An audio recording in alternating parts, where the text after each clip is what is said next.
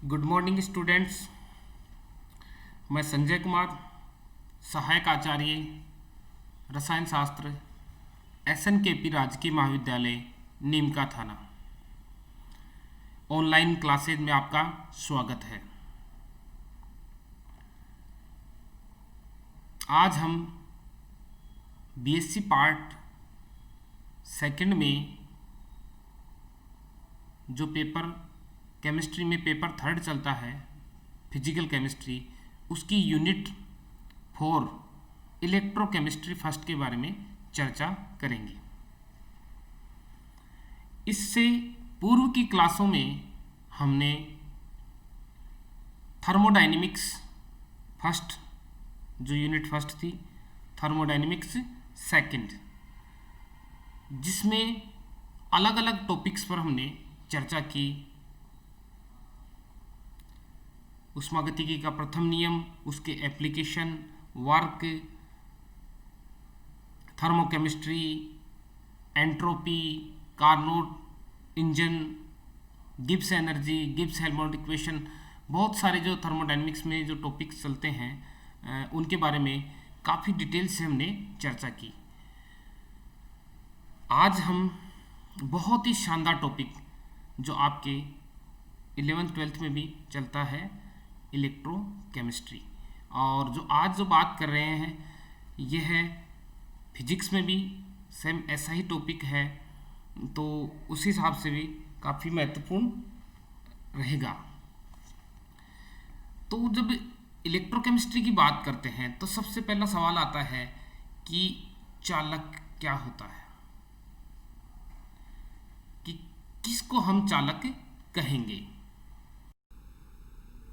तो बच्चों, मैं बताना चाहूँगा कि वे पदार्थ जो विद्युत धारा को अपने में से होकर प्रवाहित होने देते हैं विद्युत के चालक कहलाते हैं। जैसे तांबा, सिल्वर, लोहा, विद्युत अपघट्यों के विलयन आदि। कहने का मतलब जितने भी मेटल्स हैं लगभग सारे क्या है, विद्युत के चालक होते हैं। अब बात आती है कि नॉन कंडक्टर्स क्या होते हैं। अब चालक आपने पढ़े होंगे जो इनऑर्गेनिक केमिस्ट्री में, कि उसमें संयोजकता, जो बैंड है, वैलेंस बैंड और कंडक्शन बैंड एक दूसरे में क्या होते हैं, ओवरलैप रहते हैं, और उनमें जो फॉरबिडन जोन होता है वो बिल्कुल मिनिमम होता है या होता ही नहीं है। जो नॉन कंडक्टर्स होते हैं उनमें क्या होता है, विद्युत धारा प्रवाहित नहीं हो सकती है, जैसे लकड़ी, रबर, प्लास्टिक, डायमंड एक्सेट्रा। और क्लॉथ्स की बात करें तो ये सारे क्या है, नॉन कंडक्टर्स होते हैं। तो इनऑर्गेनिक में आपने पढ़ा होगा कि जो वैलेंस बैंड और कंडक्शन बैंड के मध्य क्या होता है, फॉरबिडन जोन चालक में काफ़ी होता है। इस वजह से ये विद्युत का चालन नहीं करते। देखो, आप यहाँ पर एक डायग्राम देख रहे हैं कि यहाँ पर बल्ब लगा हुआ है और ये बैटरी जुड़ी हुई है इसमें। तो यहाँ से इनको अगर हटा दें, इनको नोब्स को, तो सर्किट क्या हो जाएगा, इनकम्प्लीट होगा। अब क्या करते हैं कि भाई कौन सा पदार्थ चालक है या नहीं है। जैसे हमने तांबे का यहाँ वायर डाला और इन दोनों चिमटियों को यहाँ टच किया, टच करते क्या होगा, बल्ब जलने लग जाएगा। अर्थात ये क्या कर रहा है, अपने में से धारा को प्रवाहित होने दे रहा है। इसकी जगह यदि हम लकड़ी का एक टुकड़ा यहाँ पर लगा दें तो क्या ये बल्ब जलेगा, नहीं जलेगा। तो इसका मतलब क्या है, लकड़ी में से विद्युत धारा का प्रवाह नहीं हो रहा है, तो वो क्या है, एक नॉन कंडक्टर है, अचालक है। तो आपको अच्छे से समझ में आया होगा। अब बात करते हैं कि जो चालक होते हैं, जैसे यहाँ पर आप देखिए, जैसे मैंने एग्जांपल्स ले रखे हैं कि जैसे सिल्वर है, गोल्ड है, कॉपर है, स्टील, सी वाटर, तो ये सारे क्या है, विद्युत के चालक होते हैं। जैसे टेप वाटर होता है वो विद्युत का क्या होता है, चालक। जब आप जैसे पानी गर्म कर रहे हैं तो रोड लगाते हैं तो कई बार आपका गलती से हाथ चला जाता है तो क्या होता है, झटका लगता है ना, तो पानी भी क्या है, टेप वाटर चालक है। वैसे अगर बात करें कि डबल डिस्टिल वाटर, उसकी चालकता बहुत कम होती है। और जैसे ये इलेक्ट्रिकल इंसुलेटर है, रबर है, ग्लास है, ऑयल है, डायमंड, ड्राई वुड, तो ये सारे मैंने ऊपर भी आपसे चर्चा की, तो ये आप यहाँ डायग्राम में देख सकते हैं। अब बात करें कि चालक दो प्रकार के होते हैं। कंडक्टर्स आर टू टाइप्स, एक होता है मेटेलिक और इलेक्ट्रॉनिक कंडक्टर्स, दूसरा होता है इलेक्ट्रोलाइटिक और आयनिक कंडक्टर्स। अब क्या है कि जैसे बात करें फर्स्ट जो मेटेलिक में जैसे बात की, ये गोल्ड है, सिल्वर, ये कॉपर, स्टील, ये सब क्या है, मेटल्स है। तो जो मेटेलिक कंडक्टर्स होते हैं उनमें जो आवेशवाहक होते हैं, जो चार्ज कैरियर कौन होते हैं, इलेक्ट्रॉन्स होते हैं। और इलेक्ट्रॉन कहाँ से, ऋणात्मक सिरे से धनात्मक सिरे की ओर गमन करते हैं। जो धात्विक जो चालक हैं इनमें इलेक्ट्रॉन के प्रवाह के दौरान चालकों के संगठन में कोई परिवर्तन नहीं होता, कोई केमिकल चेंज नहीं होता। इन चालकों में पदार्थ का परिवहन नहीं होता है। इन चालकों की चालकता ताप बढ़ाने पर घटती है। तो कुल मिला के ये बात हो गई कि जैसे मेटल्स हैं तो इनमें क्या होता है, आवेशवाहक क्या होंगे, इलेक्ट्रॉन्स। जब इलेक्ट्रॉन का मूवमेंट होगा तो जो ये सारी चीज़ें इसमें कहाँ से कहाँ, ऋणात्मक सिरे से धनात्मक सिरे की ओर होता है। एक जो लास्ट वाला पॉइंट जो बात की मैंने, चालकों की चालकता ताप बढ़ाने पर घटती है, इसमें क्या होता है कि जैसे जैसे ताप बढ़ाते हैं तो जो अर्धचालक होते हैं उनकी चालकता बढ़ती है, लेकिन जो कंडक्टर्स है उनके मध्य क्या होगा कि इलेक्ट्रॉन्स के मध्य क्या हो जाएगा, हिंड्रेंस बढ़ जाएगा। तो आपस में वो टकराने लग जाएंगे, तो बाधा उत्पन्न होगी, उससे रेजिस्टेंस बढ़ता है, रेजिस्टेंस बढ़ेगा तो चालकता का मान अपने आप ही घट जाता है। जो दूसरे टाइप के जो चालक हैं, विद्युत अपघट्य या आयनिक चालक, इलेक्ट्रोलाइटिक और आयनिक कंडक्टर्स। अब देखो जैसे मान लो नमक का पानी है, नमक घोल दिया पानी में और कैथोड एनोड डाल दिया। अब आप इसमें विद्युत धारा प्रवाहित करेंगे तो विद्युत धारा प्रवाहित हो जाएगी ना। तो इसमें क्या होगा, आवेशवाहक क्या है, और NaCl का क्या हो जाएगा, इलेक्ट्रोलाइसिस होगा। इलेक्ट्रोलाइसिस होगा तो क्या होगा, Na+ बनेगा और Cl- बनेगा। तो जो आयंस हैं वो कहाँ भागेंगे, विपरीत आवेशित इलेक्ट्रोड की ओर गमन करेंगे। तो उससे क्या होगा, धारा का प्रभाव हो रहा है। तो जो विद्युत अपघट्य या आयनिक चालक की बात करें, उनमें जो आवेशवाहक कौन होते हैं, आयंस होते हैं। तो क्या होगा कि जो विद्युत अपघट्य जो जैसे अम्ल है, क्षार है, लवणों के जो जलीय विलयन है, वो सारे इसी श्रेणी में आते हैं।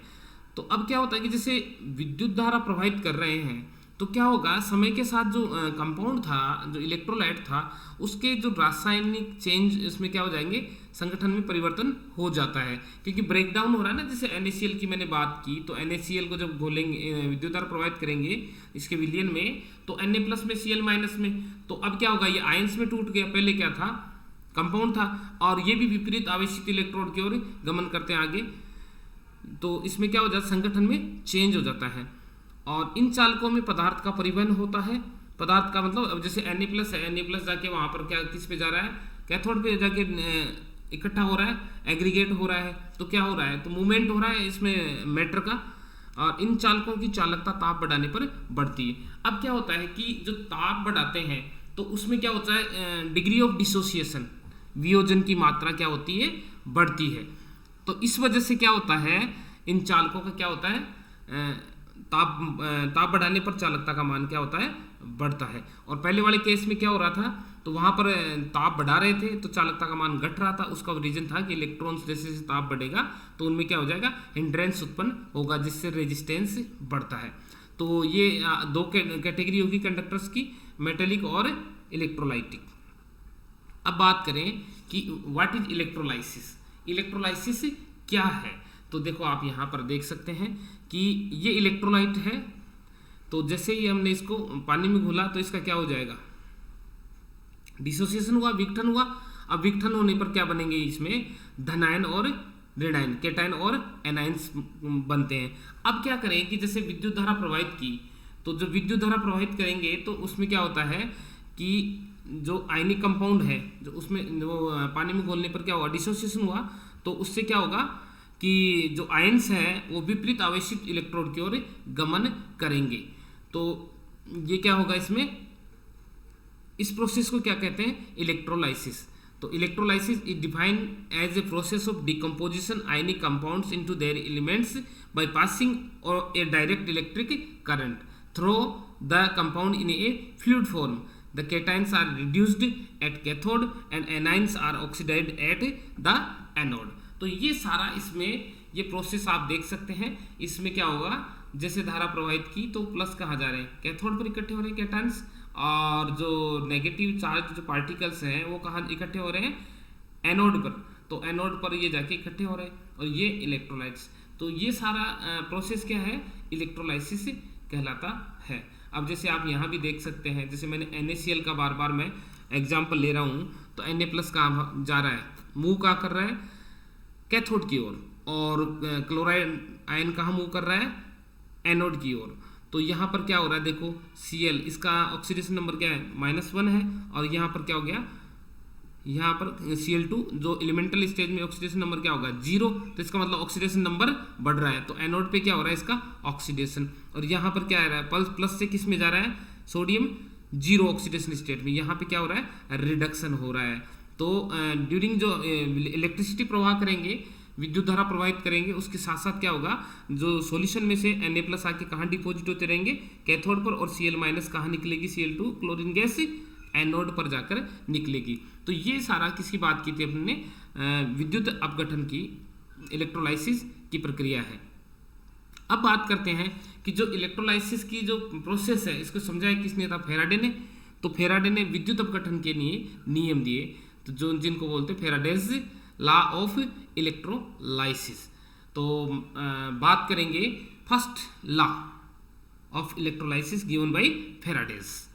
तो जो पहला है, तो यहीं से आप समझ लें कि विद्युत अपघटन के दौरान किसी इलेक्ट्रोड पर मुक्त होने वाले पदार्थ की मात्रा, इलेक्ट्रोड का मतलब कैथोड या एनोड, किसी एक की बात कर रहे हैं, किसी विद्युत अपघटन के दौरान ड्यूरिंग इलेक्ट्रोलाइसिस किसी इलेक्ट्रोड पर मुक्त होने वाले पदार्थ की मात्रा विलयन में प्रवाहित होने वाली विद्युत की मात्रा के समानुपाती होती है। हम बात कर रहे हैं कि जैसे ये NaCl है, सॉल्यूशन है, इसमें विद्युत धारा प्रवाहित कर रहे हैं, तो ये जो सोडियम जाके यहाँ जमा हो रहा है, या मैं बात करूँ यहाँ पर क्लोरीन गैस जो निकल रही है, तो ये जो इकट्ठी हो रही है मात्रा, ये किसके समानुपाती होंगी कि भाई उसमें कितनी विद्युत धारा प्रवाहित की गई है ड्यूरिंग इलेक्ट्रोलाइसिस।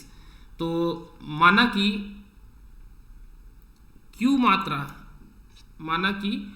Q विद्युत प्रवाहित करने पर इलेक्ट्रोड पर W ग्राम पदार्थ मुक्त होता है। तो हमने ये बात की कि भाई जो विद्युत धारा की मात्रा और जो डिपॉजिट होने वाले पदार्थ की मात्रा एक दूसरे की क्या होगी, समानुपाती होगी। तो W समान equivalent directly proportional to the Q, तो W समानुपाती Q, और जो Q है जो विद्युत की मात्रा, ये बराबर क्या होता है, I × T। विद्युत की मात्रा किसमें, एम्पियर में विद्युत धारा की मात्रा, और इनटू समय, कितने समय तक कितनी धारा प्रवाहित की गई, वो हो गई विद्युत की मात्रा। अब तो W बराबर क्या हो गया, Q की वैल्यू रख दे I × T, तो W बराबर क्या आ गया, ZIT। तो ये हमारे पास एक फॉर्मूला आ गया, जो डिपॉजिट होने वाले पदार्थ उसकी मात्रा हम निकाल सकते हैं अगर हमें पता हो कितने समय तक धारा प्रवाहित की, कितनी एम्पियर धारा प्रवाहित की है, और Z का मान क्या है। तो यहाँ से निकाल सकते हैं। ये फर्स्ट लॉ ऑफ जो इलेक्ट्रोलाइसिस है, फेराडेज का फर्स्ट लॉ है। तो I क्या है यहाँ पर, विलयन में प्रवाहित होने वाली विद्युत धारा एम्पियर में, और T क्या है, समय सेकंड में। Z क्या है यहाँ पर, एक समानुपातिक स्थिरांक है, जिसे बोलते हैं इलेक्ट्रिक केमिकल इक्विवेलेंस, विद्युत रासायनिक तुल्यांक कहलाता है। तो जो Z है यहाँ पर क्या है, विद्युत रासायनिक तुल्यांक है। अब जिस Z की परिभाषा क्या होगी, इसकी डिफिनेशन क्या होगी, तो देखो यदि I बराबर क्या ले लें, 1 एम्पियर कर लें, यहाँ पर क्या ले लें, 1 एम्पियर, और T बराबर क्या ले लें, 1 सेकेंड, तो इन दैट कंडीशन W बराबर क्या हो जाएगा, Z, क्या हो जाएगा, W बराबर Z हो जाएगा। तो इसका मतलब Z की डेफिनेशन क्या होगी कि किसी विद्युत अपघट्य में 1 सेकंड तक 1 एम्पीयर धारा प्रवाहित करने पर जो इलेक्ट्रोड पर इकट्ठे होने वाली पदार्थ की मात्रा क्या कहलाती है, Z कहलाती है। तो यहाँ पर मैंने परिभाषा भी दे रखी है कि Z पदार्थ की ग्रामों में वह मात्रा जो 1 एम्पीयर विद्युत धारा को 1 सेकंड तक विलयन में प्रवाहित किए जाने पर इलेक्ट्रोड पर मुक्त होती है, इसकी इकाई क्या होगी, ग्राम प्रति कूलाम। तो एक यहाँ भी आप देख सकते हैं, जैसे कॉपर सल्फेट सॉल्यूशन है, तो जब इसमें विद्युत धारा प्रवाहित करेंगे तो कॉपर +2 आयन कहाँ जाके इकट्ठे होंगे, कैथोड पर। तो ये W ग्राम जो पदार्थ हो रही है ये जमा हो रहा है। तो आप ये बात की हमने फेराडे के फर्स्ट लॉ की। अब बात करते हैं फेराडे का सेकंड लॉ क्या होता है। कि ये तो मान लो कि जैसे एक सॉल्यूशन लिया हमने, क्या लिया है, एक सॉल्यूशन लिया है, लेकिन यदि अगर अलग अलग जो विद्युत अपघट्य के सॉल्यूशंस को हम सीरीज में जोड़ दें, किसमें जोड़ दें, श्रेणी क्रम में जोड़ दें, तो उस स्थिति में यदि मान लो विद्युत धारा की मात्रा प्रवाहित कर रहे हैं समान मात्रा, तो जो इलेक्ट्रोड्स हैं उन पे किस प्रकार से पदार्थ जाके एग्रीगेट होता है या उस पर विसर्जन होता है, तो उसमें एक संबंध इन्होंने जो फेराडे ने जो सेकंड लॉ में समझाया।